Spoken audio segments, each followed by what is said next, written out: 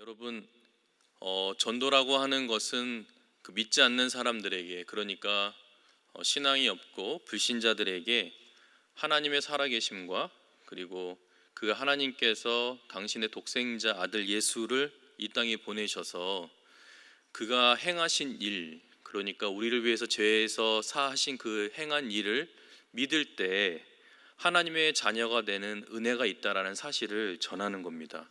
이게 전도입니다.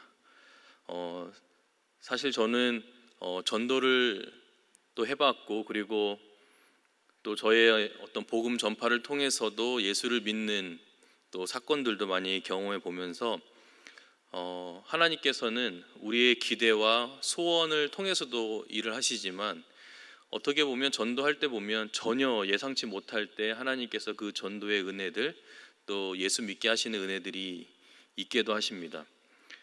제가 특별히 군 복무를 하면서 저 같은 경우에는 20살 때 군 복무로 이제 파송이라고 해야 될까요? 원래는 제 꿈이 선교사였거든요. 그런데 하나님께서 저를 이제 군 선교라고 하는 큰 어떤 목표를 좀 보여주시고 직업군으로 이제 들어갔을 때 그 배에서 하나님께서 놀라운 은혜들을 제게 허락해 주셨어요. 그 중에 한 친구를 제가 기억을 하는데요. 제가 그 함정 근무를 했기 때문에 기관 조종실에서, 저는 전기를 담당했던 하사였기 때문에 기관 조종실에서 이제 당직을 서게 되는데, 제가 12시 새벽 0시부터 4시까지 당직이었습니다. 그 4시간 당직을 서는데 저랑 같이 당직을 서는 상병 하나가 있었습니다. 이 김상엽이라고 하는 이 상병이었는데, 이 친구가 저에게 이렇게 물어요.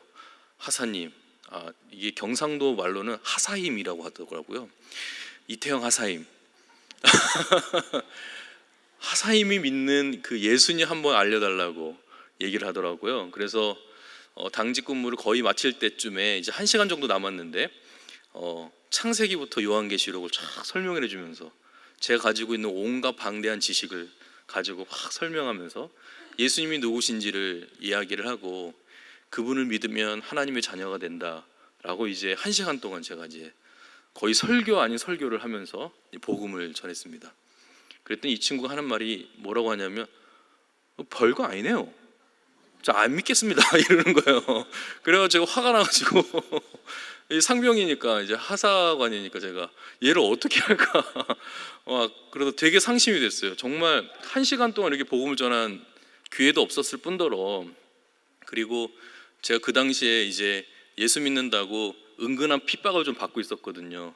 그래서 적당히 좀 믿어라 이런 게 좀 있었는데, 그 친구에게 복음을 전했는데, 얘도 이제 신호에 한 명이 더 늘겠구나 라고 소망을 가졌는데, 이 친구가 안 믿겠다고 이렇게 얘기를 하니까 상심이 되게 큰 거예요. 그래서 제가 이제 침대에 이제 올라가서 속으로 기도하길, 하나님, 1시간 동안 그 예수 그리스도 복음을 전하고, 그리고 그 친구가 정말 예수 믿기를 간절히 저도 소망했는데 반응이 별로 이렇게 좋지 않습니다.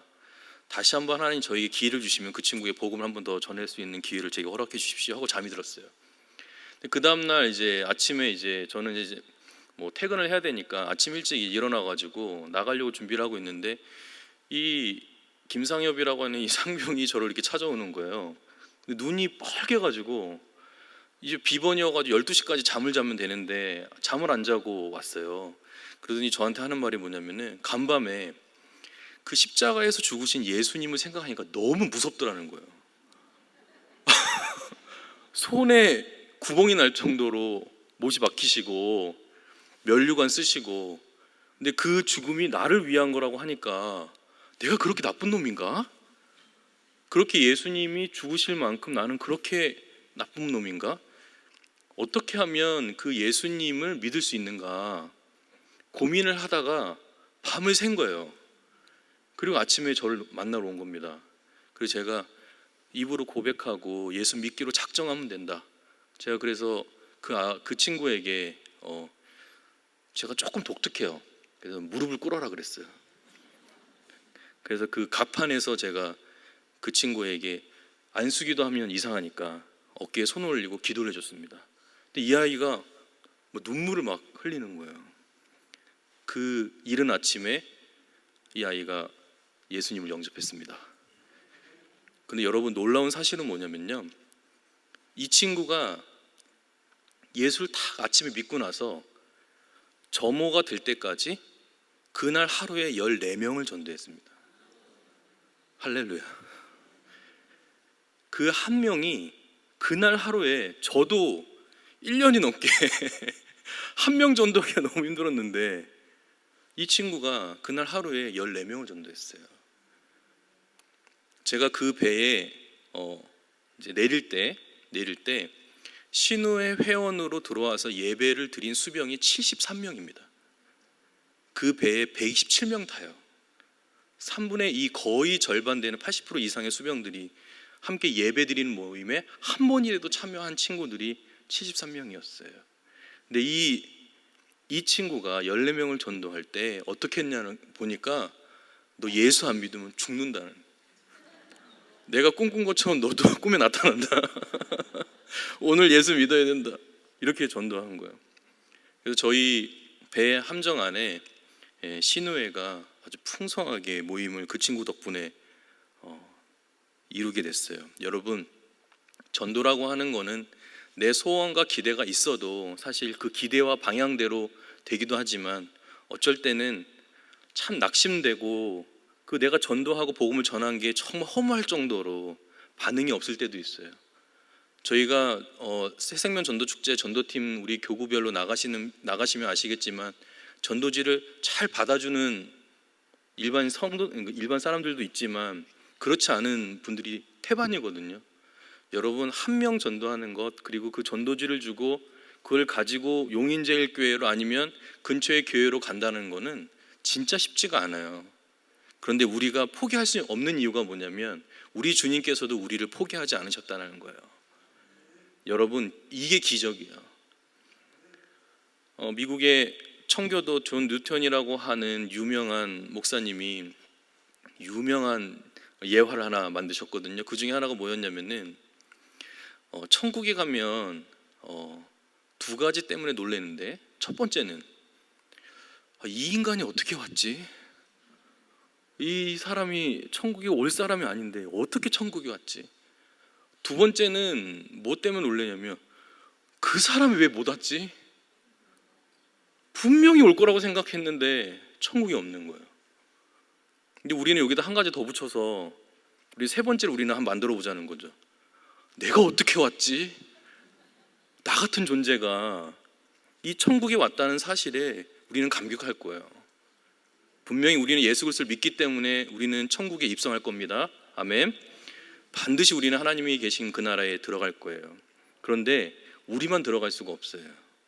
하나님께서 우리에게 복음을 전하도록 우리를 부르신 건데, 특별히 여러분, 지난 한 2년 전, 3년 전으로 돌아가면 우리 코로나 시대 때 얼마나 많은 성도님들이 돌아가셨어요. 그죠? 제 주변에도 부작용 때문에 백신 부작용 때문에 돌아가신 목사님도 계시고요, 지인도 계시고요, 정말 목회를 정말 잘하시는, 규모 있게 하시는 목사님들도 돌아가셨고요. 저는 한편으로 이런 생각을 봤어요. 하나님, 굳이 이렇게 데려가실 거면 좀 선별하셔가지고, 나쁜 사람도 있지 않습니까? 우리가 이 기도 중에 빨리 저 사람은 이렇게 부름을 안 받나? 이런 분들이 있었잖아요. 그렇게 되면 안 되나? 저 목사인데도 되게 나쁜 마음을 먹었어요. 왜냐하면 옆에 너무 좋으신 분들이 돌아가시니까 마음이 너무 안 좋은 거예요. 그러면서 한편으로는 코로나가 끝나고 해제가 되고 마스크를 벗고 우리가 일상으로 돌아와서 저는 그런 묵상을 했어요. 하나님, 왜 우리를 남겨두셨을까? 왜 저와 여러분을 지금 이 용인제일교회 이 시간에 오늘 왜 저와 여러분을 남겨주신 이유가 뭘까? 이유는 하나예요. 여러분, 여러분들 통해서 하나님께서는 하나님의 살아계심과 예수 그리스도를 증언하게 하시려고 우리를 남겨주신 거예요. 그래서 여러분의 삶의 존재의 목적은, 내가 지금 어려운 환경과 힘듦 속에 있지만 그것을 극복하고 회복한 이후에는 다시 한번 사명의 길로 나아가야 하는 하나님의 분명한 뜻이 우리 가운데 있는 거죠. 그래서 여러분, 권면드리는 건 뭐냐면 한 번쯤은 너 진짜 예수에 미쳤구나 이 소리 한번 들어봐야 돼요. 근데 우리는 가끔 어떤 소리를 듣냐면 너 예수 믿었었어? 너 교회 다니니? 이런 소리 들으면 안 돼요. 오히려 여러분들은 정말 신앙인이구나, 너 정말 예수 미쳤구나 이 소리 한번 들어야 되고요. 두 번째는 뭐냐면 한번 욕을 바가지로 먹을 정도로 복음을 전해봐야 돼요. 우리가 복음을 전하는 것이 부끄럽기 때문에 하는 게 아니라 저 사람이 정말 내 복음을 듣고 예수를 믿을까 하는 두려움이 있기 때문인데, 여러분, 하나님께서는 우리를 예수 믿게 하는 일에 우리를 부르신 게 아니라 예수 그리스도를 증언하는 일에 부르신 거예요. 예수 믿게 하시는 건 성령님이 하실 거예요. 여러분, 그분께 맡기세요. 하나님께 맡기세요. 다만 그가 예수를 만나고 하나님을 만나는 통로가 우리가 되는 거죠. 여러분의 말과 행동, 생각, 가치관, 삶의 방향, 목적, 이런 모든 걸 통해서 하나님께서 여러분을 통해서 증인의 삶을 살게 하실 것입니다. 자, 그러면 아까 말씀드린 것처럼 전도하는 이유가 뭐냐, 전도의 목적이 뭐냐, 하나님의 자녀가 되게 하는 거예요. 믿지 않는 자가 하나님의 자녀가 되게 하는 거. 그러면 우리는 또 다시 한번 질문을 이렇게 던져볼 수가 있을 것 같아요. 하나님의 자녀가 된다는 의미가 뭘까? 요한복음 1장 12절과 13절에 이렇게 말씀하고 있거든요. 같이 읽어볼까요? 시작. 자, 곧 그 이름을 믿는 자들에게는 하나님의 자녀가 되는 권세를 주셨으니 이는 혈통으로나 육정으로나 사람의 뜻으로 나지 아니하고 오직 하나님께로부터 난 자들이니라. 아멘. 아멘. 하나님의 자녀는 이 세상에 속한 자들이 아닙니다. 하나님의 자녀들이기 때문에 하나님으로부터 모든 필요를 공급받는 사람들이에요. 삶의 방식이 이전과는 완전히 다른 삶을 추구하게 되었고, 이제는 하나님을 믿는 사람이기 때문에 한 사람이 변화되어서 이제는 하나님의 자녀로 이 세상에서 하나님의 백성으로 살아갈 수 있는 은혜를 주셨다라는 것이죠. 전도는 한 사람의 인생이 바뀌는 겁니다. 그러니까 우리가 전도한다라고 했을 때 이 전도는 한 사람의 그 인생을 바꾸는 복된 사역인 거예요. 이것을 전도의 목적이라고 한다면 오늘 말씀의 제목처럼, 그러면 전도의 목표는 뭘까요? 그러니까 전도의 목적이라고 했을 때는 전도 대상자를 향한 구령의 열정, 저가 하나님의 자녀가 되는 것이 전도의 목적이라고 한다면, 전도의 목표는 뭐냐면 그 하나님의 자녀된 그가 어떠한 삶을 살아갈 것인가에 대한 것도, 그것이 전도의 목표가 되는 거예요. 제가 이 말씀을 왜 드리냐면, 우리는 태신자를 작정하고 기도할 때 이렇게 기도해요. 하나님, 이 사람이 예수 믿게 해주십시오. 이 사람이 하나님의 자녀가 되게 해주십시오. 맞죠? 당연해요. 그것이 1차적으로 우리가 기도해야 될 전도의 목적이에요. 그런데 우리는 놓치지 말아야 하는 게 뭐냐면 전도의 목표가 있어야 돼요. 그가 하나님의 자녀가 돼서 어떤 삶을 살 거냐는 거예요. 여러분들이 만약 내가 전도하고자 하는 태신자를 붙잡고 있다면 그 태신자가 예수를 믿게 되면, 여러분들이 태신자를 품고 기도하면 하나님께서 분명히 구원해 주실 겁니다. 이 믿음이 있어야 돼요, 여러분. 왜냐하면 우리가 한 영혼을 변화시킬 때 그 영혼을 변화시키시는 분은 하나님이시기 때문에, 만약 하나님께서 우리를 기도하게 하시고 태신자를 품게 하셨으면 그를 반드시 구원하실 것이라는 믿음이 우리에게 있는 거죠. 그러니까 우리는 그 전도의 목적을 가지고 분명 하나님의 자녀가 될 겁니다.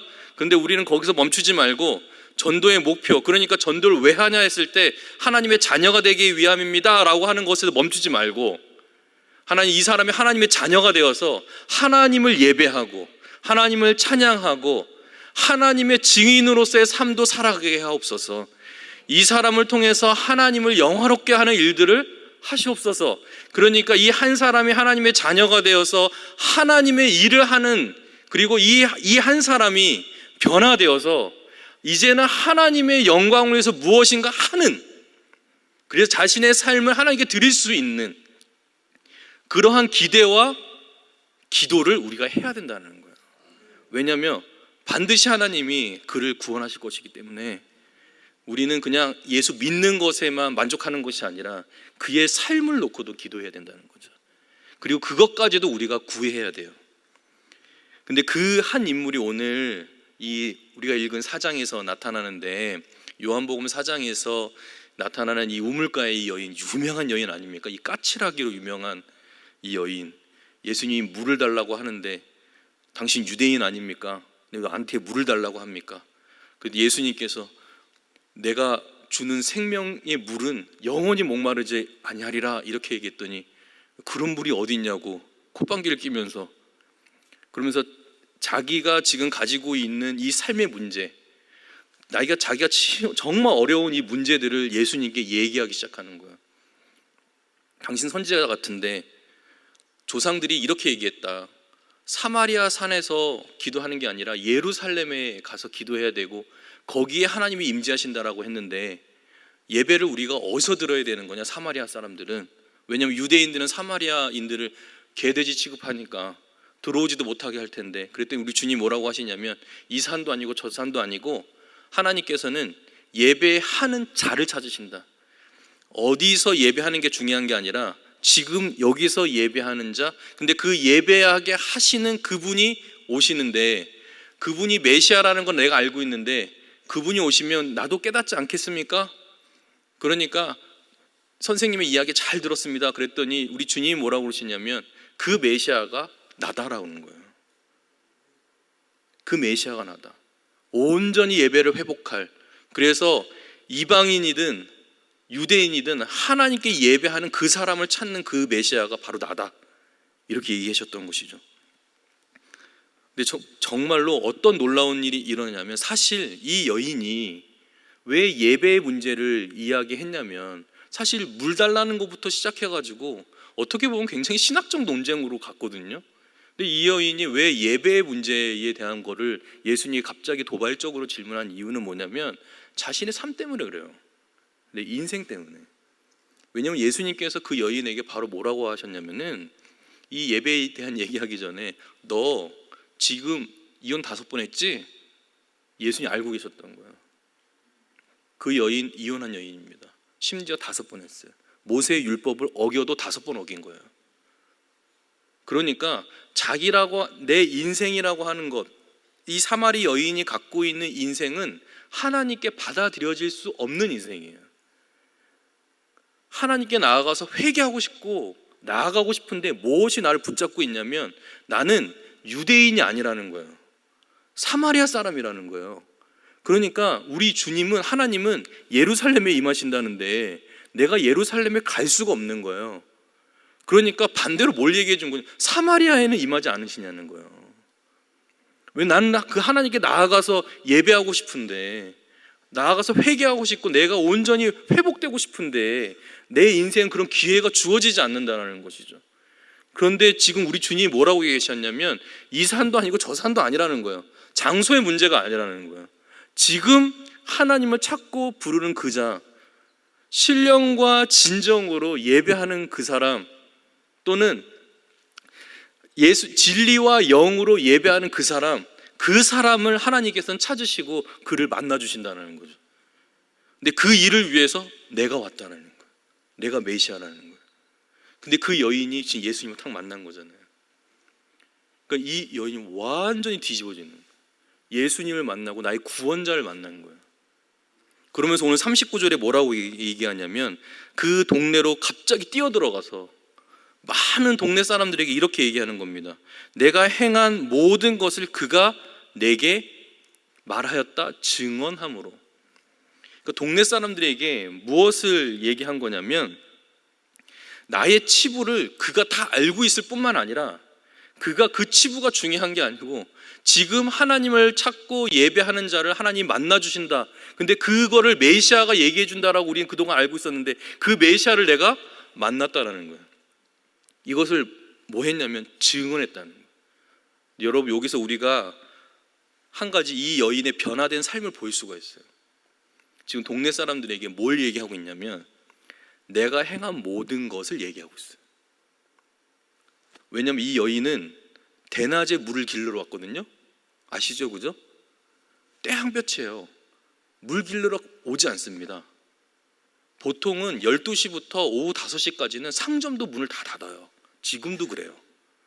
근데 그 아무도 없고 낮잠 자는 시간에 혼자 물을 길러 나온 거예요. 왜요? 나의 수치 때문에 그래. 부끄러움 때문에. 이걸 숨기고 싶으니까. 근데 지금 어떻게 바뀌었어요? 내가 행한 일을 동네 사람들에게 다 얘기하고 있어요. 무슨 말이냐면 여러분, 예수님을 만나는 그 순간 그가 하나님의 자녀가 될 뿐만 아니라 그가 가지고 있었던 인생의 모든 수치와 죄악과 그리고 그 삶의 모든 문제들, 허물이 다 회복된다는 거예요. 하나님을 만나기만 하면 그 여인이 회복된 것처럼 우리 또한 주님을 만나면 우리의 삶 또한 회복돼요. 이제는 부끄러운 상처가 아니에요. 하나님 앞에 온전하게 바뀌었어요. 그러니까 나를 변화시키신 그 주님을 이제는 증언할 수밖에 없는 거예요.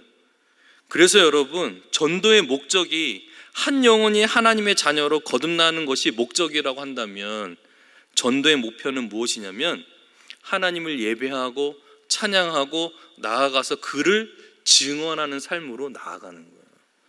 그러니까 우리가 태신자를 놓고 기도할 때 하나님, 이 사람이 분명히 예수 그리스도를 믿고 하나님의 자녀가 될 텐데 그냥 선포하세요. 여러분, 믿을까 믿지 못할까 염려하지 마시고 하나님께서 하시면 하나님의 자녀가 되니까 믿음으로 선포하고 우리는 그 뒤에 거를 기도하자고요. 하나님, 이 사람이 이제는 예수를 부인하고 거절하고 비방하고 조롱하는 사람이 아니라 사도 바울과 같이 이제는 하나님을 증언하는 사람이 되게 해주십시오. 하나님, 이 사람이 하나님을 증언하고 하나님의 살아계심을 선포하는 사람으로 바꾸어 주십시오. 이게 우리의 전도의 목표예요. 그러니까 전도든 선교든 결국 우리의 궁극적인 목표는 뭐냐면, 탄자니아에 우리가 선교하는 이유가 뭐냐면 저들이 구원받아서 하나님의 자녀가 되는 것은 1차적인 것이고, 더 나아가야 될 건 무엇이냐면 저 탄자니아가 두 손 들어 하나님을 찬양하게 하옵소서.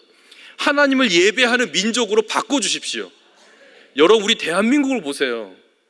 선교사들이 들어와가지고 한 사람 한 사람 하나님의 자녀로 바꿔놨단 말이에요. 구원받으러 끝난 게 아니에요. 이제는 이 대한민국이 세계 열방에 가장 많은 선교사들을 배출할 수 있는 나라가 되었어요. 하나님을 찬송하고 예배하는 대한민국으로 바뀌었단 말입니다. 이게 선교의 목표예요. 한 나라를 하나님이 변화시키시고 들어쓰시는 거예요. 마찬가지로 우리의 태신자가 예수 믿는 그 정도가 아니라 이제는 예수를 증거하는 사람으로 하나님 변화시켜 주옵소서. 근데 이게 왜 중요하냐면 여러분, 오늘 본문에서도 드러나지만 이 사도 요한이 영생이라고 하는 거, 예수 믿어서 구원받고 변화돼서 하나님의 자녀가 되는 거, 영생이라고 하는 걸 뭐라고 얘기했냐면 천국 가는 것 아니면 하나님의 자녀가 되는 것, 이걸로 표현하지 않았어요. 오히려 더 고차원적인 걸 얘기해요. 요한복음 17장 3절이거든요. 같이 읽어볼까요? 시작. 영생은 곧 유일하신 참 하나님과 그가 보내신 자 예수 그리스도를 아는 것이. 아멘. 영생이 뭐라고요? 하나님과 그 보내신 예수 그리스도를 아는 것이다. 그러니까 사도 요한에게 영생은 뭐냐면 하나님과 예수 그리스도를 알아서 그분의 모든 관계 속에서 하나님의 자녀됨을 누리는 거예요. 그러니까 전도라고 하는 것의 궁극적인 목표는 뭐냐면, 두 번째 목표는 그가 증언하는 삶을 살 뿐만 아니라 그 증언하는 삶과 그리고 자신의 삶 가운데 예수 그리스도를 만난, 그리고 예수 그리스도를 아는 그것으로 참된 행복을 누리며 사는 거예요. 그러니까 우리가 만약에 전도 대상자가 있다면 우리가 두 번째로 기도해야 될 게 무엇이냐면은, 하나님, 저 사람이 하나님이 주신 영생으로 행복한 삶을 누리게 하옵소서. 다른 것으로 채워줄 수 없는데 하나님이 주신 그 영생으로 만족하는 사람. 얼마 전에 이제 제 아내가 몸이 좀 안 좋아가지고 같이 병원을 좀 갔어요. 가서 이제 병원을 좀 바꿔가지고 병원 갔다가 약국에 가가지고 이제 약을 딱 탔는데 한참을 얘기하는 거예요. 뒤에 줄이 막 이렇게 서는데 제가 민망할 정도로 오래 약사하고 얘기를 하는 거예요. 그래가지고 무슨 일인가 하고 이제 나와서 이야기를 들어보니까 그동안 먹고 있던 약을 잘못 먹고 있었던 거예요. 그러니까 그동안 먹고 있었던, 몸에 안 좋아서 먹었던 그 약은 같이 먹는 게 아니고 이거를 분리해서 먹어야 된다는데 다른 병원에서 그거 같이 먹어도 된다고 알려줬다는 거예요. 근데 똑같은 문제로 가서 병원에 약을 타고서 약사한테 물어보니까 이거는 같이 먹는 약이 아니라는 거예요. 절대 효과가 나타나지 않는다. 이걸 따로 먹어야 된다.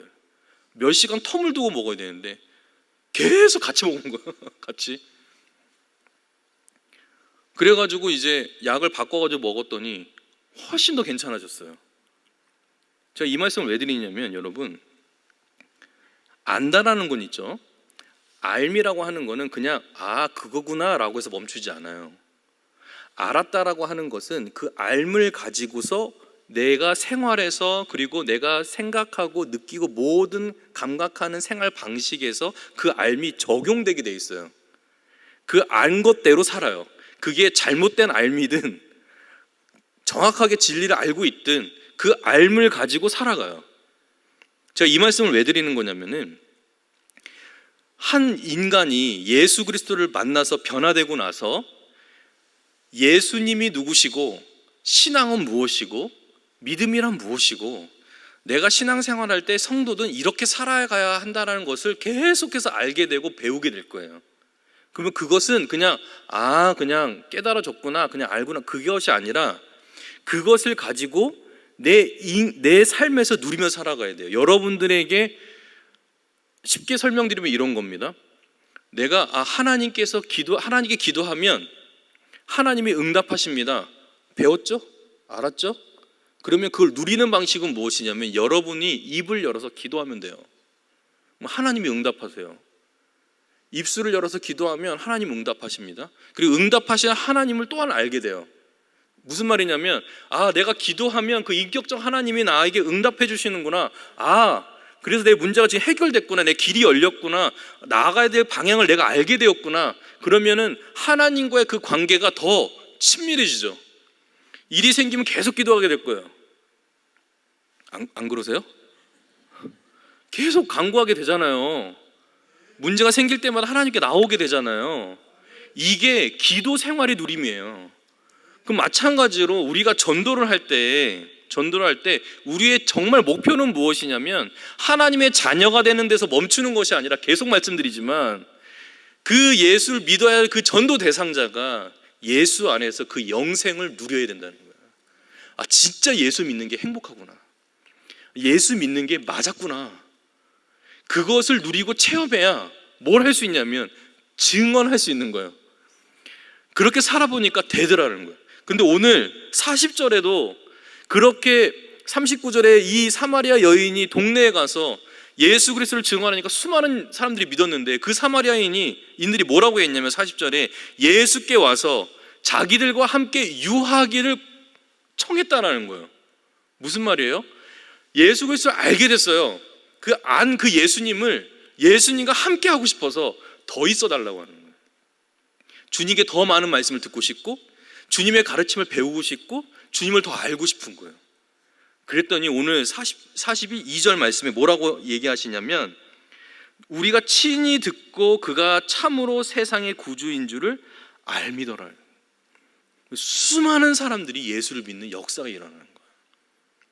여러분, 그래서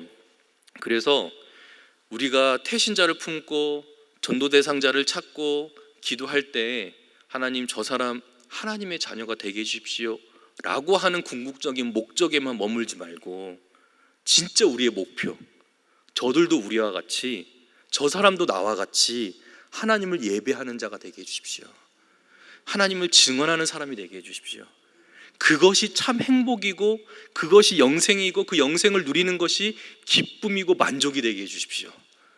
그래서 저 사람도 하나님을 찬양하는 예배자가 되게 해주십시오. 이게 전도의 목표예요, 여러분. 우리도 마찬가지예요. 우리도. 여러분, 여러분 정말 이 영생을 누리고 계세요? 예수 그리스도를 알고 난 이후에 그분과 함께 하는 것이 참 행복이라는 것을 누리고 계세요? 여러분 삶이 어렵고 힘들지라도 괜찮아요, 여러분. 왜냐하면 우리 주님이 다 알고 계세요. 누린다라는 건 뭐냐면 어려워도 주님 붙드는 거예요. 힘들어도 주님이 나와 함께 하신다는 걸 신뢰하는 거예요. 그것을 누리며 살아가는 거예요. 그게 바로 에녹이었어요. 그게 바로 요셉이었고요. 그게 바로 다윗이었어요.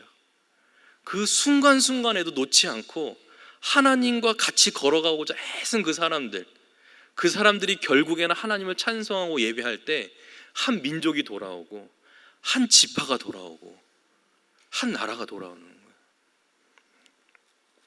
여러분들이 한 사람이라고 해서 여러분 실망하지 마십시오.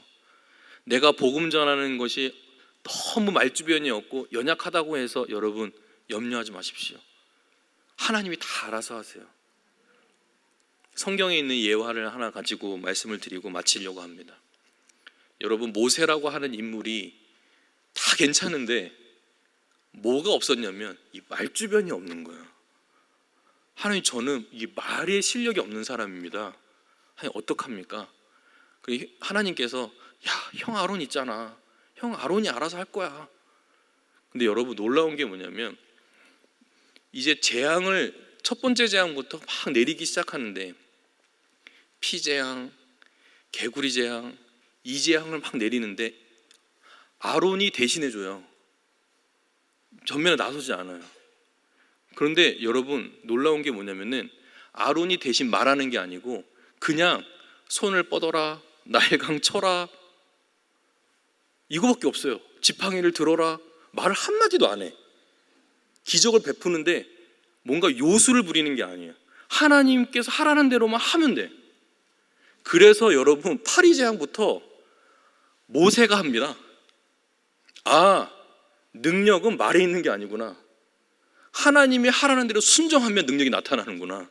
그때부터 알아차린 거예요. 그러니까 파리제왕부터 지팡이만 내미는 거예요. 하나님이 하라는 대로 한 거예요. 그러니까 거기에 흑암이 오고 장자가 죽고 난리가 나는 거예요. 모세가 한 게 하나도 없어요. 하나님이 하시는 거예요.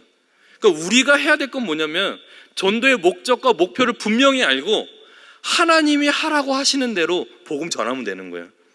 예수 믿으라고 하는 거예요. 태신자를 향해서 여러분 두려워하지 마세요. 여러분, 우리 담임 목사님이 항상 말씀하시는 거, 죽으면 천국인데 할렐루야 하고 저 사람이 나를 죽일 수도 없는데 그냥 예수 믿으라 하고 복음 전하면 돼요. 그분 변합니다, 여러분. 그래서 오늘 밤 우리가 먼저 해야 될 게 무엇이냐면 하나님, 당신 능력을 찬양합니다. 나도 주님께서 나 변화시키셔서 이제는 복음의 증인으로 삼으신 것처럼 내가 기도하고 우리가 화요일마다 목요일마다 모여서 전도하는데 우리를 통해서 하나님의 능력이 나타날 줄로 믿습니다. 하나님, 우리도 그렇게 세워주신 것처럼 이 전도지를 받고 또 이 채신자들에게 복음을 전할 때 그들도 그 전도의 목표대로 하나님을 예배하고 찬양하고 그리고 하나님 주시는 영생을 누리는 복된 성도가 될 수 있도록 축복해달라고, 이게 우리의 전도의 목표가 되어야 될 줄로 믿습니다.